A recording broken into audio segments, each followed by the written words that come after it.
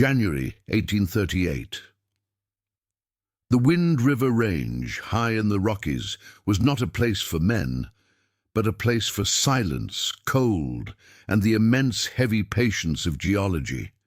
The air itself was a thin, crystalline blade.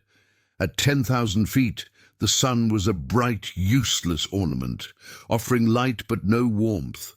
Jedediah Coulter, a man of 30 who had already spent a decade in this high lonesomeness, felt the cold not as a temperature, but as a pressure, a physical weight trying to crush the life from his chest. He was checking his traps, a line set for beaver and marten, and the world was reduced to the sharp squeak of his snowshoes on the dry, powdery snow and the rasp of his own breathing through a frost-caked beard. His focus, however, was on the task of simple survival. His small, overnight lean-to, built against a granite boulder, needed fuel, and the pale, frozen solid wood of a long-dead pine was his only option. He unslung his axe. It was a standard trade axe, its head stamped with the mark of a St. Louis supplier, the handle a strip of hickory he had replaced twice. It felt wrong in his mittened hands. The steel was numb, dead. He swung, aiming for a thick, low branch. The sound was not the satisfying, woody thump of a good cut. It was a high, brittle tink, like striking glass.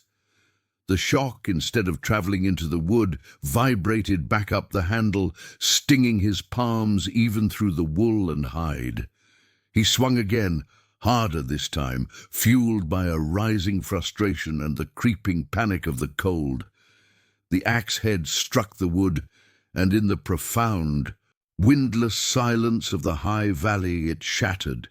It did not just break, it cultured, the cutting edge and a full third of the head shearing off in a clean, crystalline fracture, falling with a dull puff into the deep snow. Jedediah stared at the broken tool. The remaining piece on the handle was useless.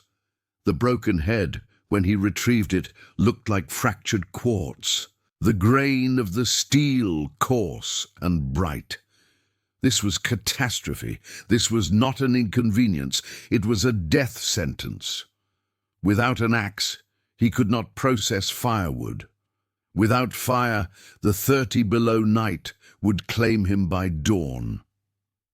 The frostbite that was already nibbling at his fingers and toes would consume him.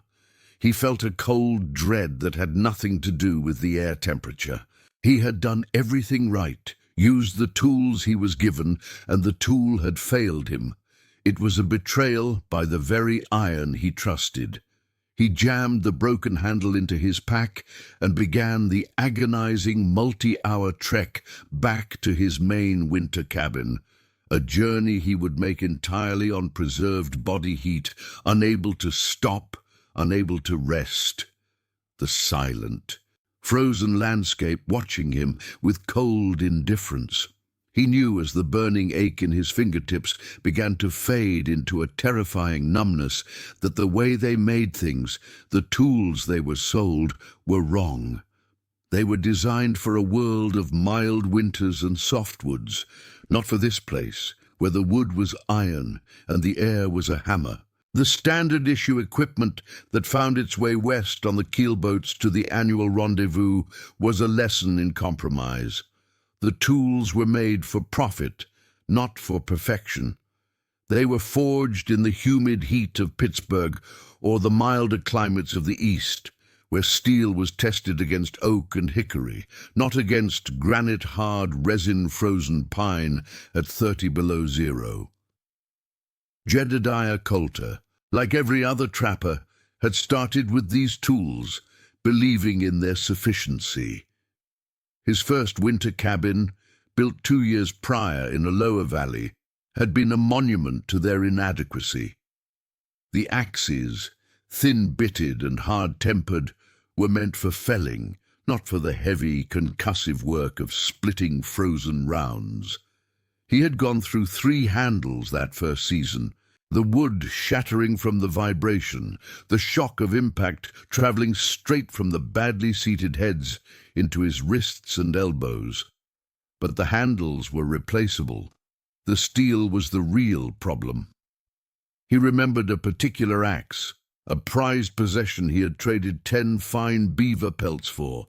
Its edge was razor-sharp. He could shave the hair from his arm with it. But in the deep cold of that first January, the edge hadn't cut. It had chipped. Great, crescent-shaped nicks had appeared along the blade as he tried to limb a frozen spruce, the tiny fragments of steel lost forever in the snow. He had spent 2 full days, his hands raw and his body shivering violently beside a weak fire, trying to file those chips out, grinding away precious steel with a small, inadequate file, the metal screeching in protest. The failure of the tool meant a failure of his own body. Every ounce of energy wasted in filing was an ounce he could not spend checking traps or hunting. Every moment, his heavy wool mittens were off to work. The file was a direct invitation to frostbite. He had lost the nail on his right thumb that winter, the skin blackening and peeling away after a day spent trying to repair that brittle edge.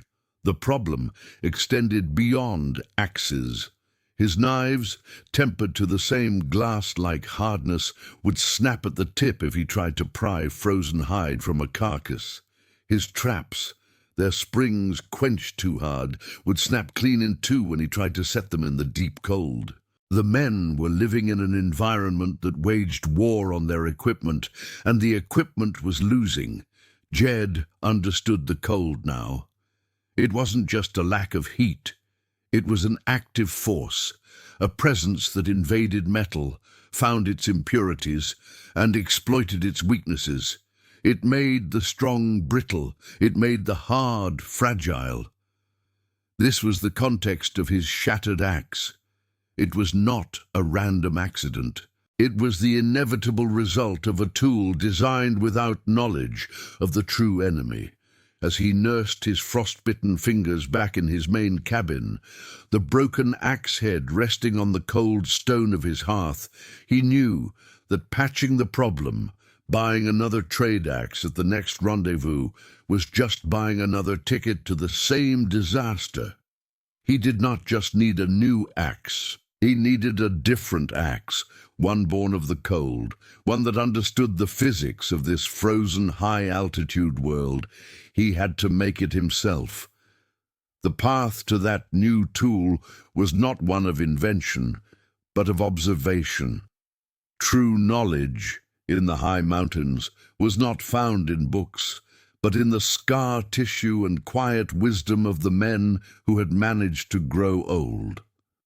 By the spring of 1838, his hands scarred but healed, Jedediah traveled to the Green River Rendezvous, a chaotic temporary city of buckskin, canvas, and smoke. He was not there for the whiskey or the trading. He sought one man. His name was August Gus Bergman, a Swedish blacksmith who had come west not for pelts but for isolation, and who shod the mules of the trading caravans. Gus was a man of few words, with hands like cured hams and eyes the color of a pale winter sky. Jed found him at his portable forge, the rhythmic clang of his hammer a stark contrast to the chaos of the camp. Jed laid the 2 pieces of his shattered axe on Gus's anvil. The Swede picked up the head, looked at the crystalline break, and spat into the fire. "This is glass," Gus said, his voice a low rumble. "This is made for cutting butter in a warm house." He did not mock Jed. He tapped the bright, granular fracture with his hammer. "You see this? Like sugar, the steel is scared. It was cooled too fast. Water." Jed explained his frustration, the chipping, the shattering. "It is the cold," Jed said. "It breaks the steel." Gus shook his head, motioning to his own forge. The cold shows what is broken. The steel is wrong. Gus took a simple bar of soft iron and a small piece of an old file. In my grandfather's time, Gus explained, they did not have much steel. Steel is hard, iron is soft. Iron bends, steel breaks. He laid the file piece onto the iron bar, heated both to a blazing, sparking white heat, and with a flurry of precise, powerful blows, he welded them together. The fire and the flux and the hammer made the two metals one. This, he said, holding up the new rough bar, is the axe. The iron is the body. It holds the handle. It takes the shock. The steel, he pointed to the thin, laminated line of the file, is only the edge. It does the cutting.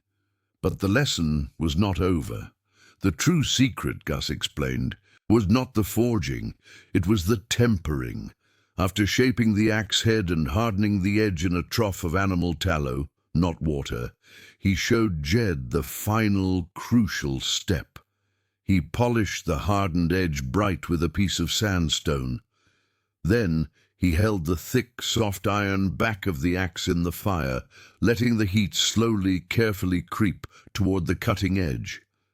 "You watch the colors," Gus whispered, his face intense in the firelight. "The steel will tell you when it is ready. It will speak." Jed watched, mesmerized. The bright, polished steel began to change. A pale straw yellow appeared, then deepened to a gold, then a bronze, then a shimmering peacock blue, and finally a dull gray. "There," Gus said as the edge turned a dark, oily bronze color just before the blue. "That is toughness. The yellow is hard but brittle. The blue is soft. The brown is strong." He quenched it one last time in the oil. The resulting axe was not bright and shiny like the trade axes. It was dark, almost black, with a faint iridescent line at the bit. It looked primitive, heavy, but Gus handed it to Jed. The balance was perfect. "It will not shatter," Gus said. "It will cut, and it will hold." Jedediah had found his knowledge. Jedediah Coulter returned to his high valley not just with a new axe, a tool Gus had traded him for his best rifle, but with a new idea. The winter that followed, the winter of 1838-1839, was spent in obsessive preparation. He would not just copy Gus's axe, he would perfect it for his own needs, and he would build the tools to make the tools. He spent the short, precious days of autumn hauling dry wood, not just for his fire, but to make charcoal. He built a small, efficient clay and rock kiln, patiently burning pine and aspen, controlling the airflow to create the high-carbon fuel his forge would need. His forge was his next project. He built it into the side of a hill, a stone-lined pit with a clay nozzle or tuyere aimed at its heart. The bellows were the hardest part. He sacrificed his spare winter bedroll, the thickest buffalo hide, cutting and stitching it with sinew to create a double-lunged bellows that could deliver a steady, powerful blast of air. His anvil was a large, flat-topped granite boulder he had rolled into place. His hammers were salvaged wagon parts, and his old, broken axe poles, refitted with new handles. He was building a frontier smithy from the scraps of the wilderness. His raw material was the most difficult problem. Good steel was worth more than gold. He had the small file Gus had given him, but he needed more. He sacrificed 2 of his best beaver traps, knowing he was cutting into his own livelihood, but he recognized the trade-off. A dozen working traps were useless if he froze to death because his axe broke. He would use the trap springs, high-quality carbon steel, for the cutting bits. The body of the axes would be made from softer, more pliable wagon iron, salvaged from a broken-down cart at the base of the pass. He spent the dark, frozen nights of November by the light of a tallow lamp, not sleeping, but designing. He sketched in charcoal on a scraped piece of hide. The first problem was the cold shock. Gus's laminated design solved that. The soft iron body would act as a shock absorber, deadening the brittle-making vibrations before they could reach the hardened edge. The second problem was frostbite. The handles. They had to be usable with thick mittens.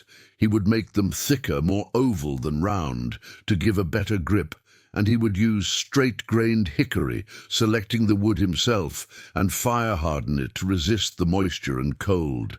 The third problem was the shape. The trade axes were too thin. They bit, but they stuck in the frozen wood. He designed a heavier, wider cheek, a splitter profile. It would take more force to swing, but the V-shape would pop the frozen wood fibers apart, clearing the cut with every stroke. It was an axe designed not just to cut, but to expel the chip. He planned the entire process, from the first fire to the final quench.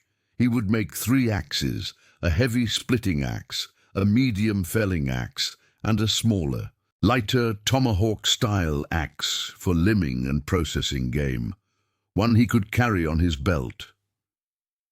The preparation was methodical, slow, and driven by the memory of that crystalline tink and the burning cold agony of his frostbitten hands.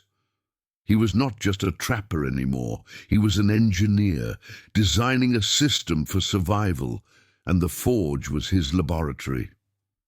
The work began in the heart of winter, in the dark, suffocating cold of December, when the sun barely cleared the southern ridge for 4 hours a day. This was by design. Jedediah needed the worst conditions. He needed the air to be its most brittle, its most unforgiving, so that his tempering would be true. He fired the forge, the charcoal glowing with a demonic intensity as he pumped the new bellows. The sound was a rhythmic whoosh-huff, a living breath in the dead cold. He took the soft iron bar and the piece of trap spring and began. The first step was the most critical, the forge weld. He heated the 2 metals, dusting them with borax flux, watching them until they spat white sparks, until they were the color of the sun. He pulled them from the fire, and in a blindingly fast, violent flurry of hammer blows, he joined them. Iron to steel, soft to hard, shock absorber to cutting edge. The clang of the hammer on the anvil was the only sound in the valley, a sharp, ringing proclamation of intent. He folded the iron bar back on itself to form the eye, the hole for the handle, welding it shut with the same furious heat and percussion. He spent a full day shaping the head, reheating and hammering, drawing out the cheeks, defining the pole, and perfecting the laminated bit. The labor was immense. Sweat poured from him, freezing instantly on his eyebrows and beard, while his face blistered from the radiant heat. He was a creature of fire and ice. When the shape was right, he let it cool slowly, buried in the dry ashes of the forge, annealing it, relieving all the stresses he had hammered into it. The next day was the day of truth. He reheated the head, this time to a precise, dull cherry red, a color he judged in the deep shadow of his shed. He plunged only the cutting edge, just the first inch of steel, into the trough of rank, half-frozen bare tallow. The hiss was violent, a cloud of acrid smoke erupting, and the steel was glass-hard, too hard. Now came the art. He scraped the edge bright with a sandstone. He held the pole, the soft iron back of the axe, in the coals, letting the residual heat bleed forward. He watched, holding his breath, the air burning his lungs. The silver steel turned pale straw, then dark straw, then, like a stain of tobacco juice, the perfect deep bronze appeared, creeping right to the very edge. Now, he plunged the entire head into the tallow, locking the temper, the spirit of the steel, in place. It was done. He spent the next 3 days meticulously shaping the hickory handle, using his knife and a rasp, constantly checking the fit with his thickest wolf fur mitten on. He seated the head, driving a wooden wedge and then 2 small iron wedges made from a nail to secure it. He held it. It was heavier than his old axe, ugly and dark, the forge scale left on the cheeks, the bit showing the oily bronze temper. It felt in his hand not like a tool. It felt like a verdict. The test would not be long in coming. The sky, which had been a clear, cold blue for a week, turned a flat, oppressive grey. The wind, which had been still, began to moan through the high pines. Within hours, a full blizzard had descended, a solid, moving wall of white that erased the world. This was the months without sunlight, made real. The temperature plummeted, the mercury in Jed's small thermometer freezing at its bottom mark of 40 below. The air was so cold it hurt to breathe, instantly searing his lungs. The logs of his cabin groaned and popped, the resin inside them freezing and expanding. This was the storm that killed. This was the storm his old axe had failed in. By the second day, his woodpile was dwindling. He had to venture out to process the frozen iron-hard logs he had stacked by his door. He pulled on his mittens, wrapped his face, and stepped into the white raw. He picked up the new axe. It felt balanced, the thick handle solid in his gloved grasp. He stood before a 3-foot-thick log of frozen pine, a piece so hard his old axe would have bounced from it or shattered. He swung. The sound was not a tink, it was a deep, resonant thud.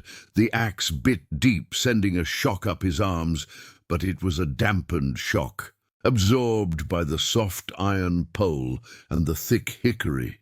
He swung again, and again. The heavy, wide-cheeked head did its work, not just cutting, but splitting, popping the frozen chips out of the cut with a sound like a pistol shot. He worked for an hour, the blizzard howling around him, a rhythm of swing and impact, swing and impact. He was breathing hard, his own body generating a furious heat, and the woodpile grew. There was no vibration, there was no sting, there was only the efficient, brutal partitioning of wood. When he finished, he paused, breathing heavily, and looked at the axe. He ran a gloved thumb over the edge. It was still sharp. He had just done more work in an hour, in the worst conditions imaginable, than he could have done in a day with the old tool. He had processed enough wood for 3 days. He went back inside, the wind slamming the door behind him. He placed the axe by the hearth. The dark, oil-quenched steel was untouched. No chips, no rolls, no fractures. It had been tested by the absolute zero of the mountain's fury, and it had held. He sat by his fire, feeding it the wood his new tool had won, and for the first time he did not feel like a victim of the winter. He felt like a part of it, as hard and as resilient as the granite peaks around him. When spring finally broke and the ice released its grip, Jedediah Coulter went down to the rendezvous. But he did not go as a simple trapper. He brought his forge tools and his new set of axes. The effect was immediate. The other men, grizzled, Hard-bitten veterans of the fur trade saw his tools. They looked crude, black and heavy compared to the polished, brightly stamped heads from the East. They mocked them. "What's that, Coulter? Found a rock on a stick?" Jed said nothing. He simply pointed to a massive, seasoned cottonwood log that served as a chopping block for the camp. He invited the loudest of the mockers to strike it with his own trade axe. The man swung, and his blade bit in, sticking fast in the tough wood. It took him 2 tries to wrench it free. Then Jed stepped up. He swung his heavy splitting axe, the one with the wide cheeks. The thud was deep, and with a single sharp crack a massive slab of the log split clean and fell away. A silence fell over the trappers. They gathered around, touching the dark forged steel, feeling the weight and the balance. They saw the faint bronze line of the temper. They felt the thick, mitten-shaped handle. They had all known the terror of a broken axe, the sting of a chipped blade, the agony of frostbitten hands from poor handles. What they were looking at was not just an axe. It was a solution. It was survival. That summer, Jedediah Coulter did not trap. He taught. He set up his forge, and for the price of steel, trap springs, or good iron, he showed them. He showed them the forge weld, the lamination of hard and soft. He taught them the mystery of the colors, of drawing the temper from brittle yellow to tough bronze. He called it mountain temper. The knowledge spread like wildfire. Men who had only ever been users of tools became makers of them. They learned to see the grain of the steel, to listen for the sound of a good weld, to trust the message of the colors. The design, which became known as the Wind River pattern, began appearing all over the Rockies. It was heavier, tougher, and it was reliable. Years later, new trappers and settlers coming west would seek out these mountain-made axes, prized for their ugly, indestructible nature. The legacy was not in a single tool, but in the dissemination of an idea, that the environment itself must be the chief designer. The standardized, mass-produced tools of the East had failed. The hand-forged, purpose-built tools of the mountains, born of trial, error, and shared knowledge, endured. The success of the mountain-tempered axe was not magic. It was a perfect, intuitive solution to a series of complex metallurgical problems that formal science would not fully quantify for another century. What Jedediah Coulter and Gus Bergman had stumbled upon through observation and necessity was the very heart of applied engineering. The primary failure of the standard axes was a phenomenon known as cold shortness or brittle fracture. At low temperatures, the molecular structure of high-carbon steel, especially steel with impurities like phosphorus, loses its ability to deform. It becomes brittle. An impact that would be absorbed in a warmer climate becomes a catastrophic shock wave, shattering the steel along its crystalline grain boundaries. The first solution, the lamination, was pure genius. By forge welding a thin strip of high-carbon steel, the trap spring, to a thick, soft iron body, the wagon parts, they created a composite material. The soft iron, which remained tough and ductile even in extreme cold, acted as a massive shock dampener. It absorbed the kinetic energy of the impact, preventing the vibrations from ever reaching the hardened bit in a way that could shatter it.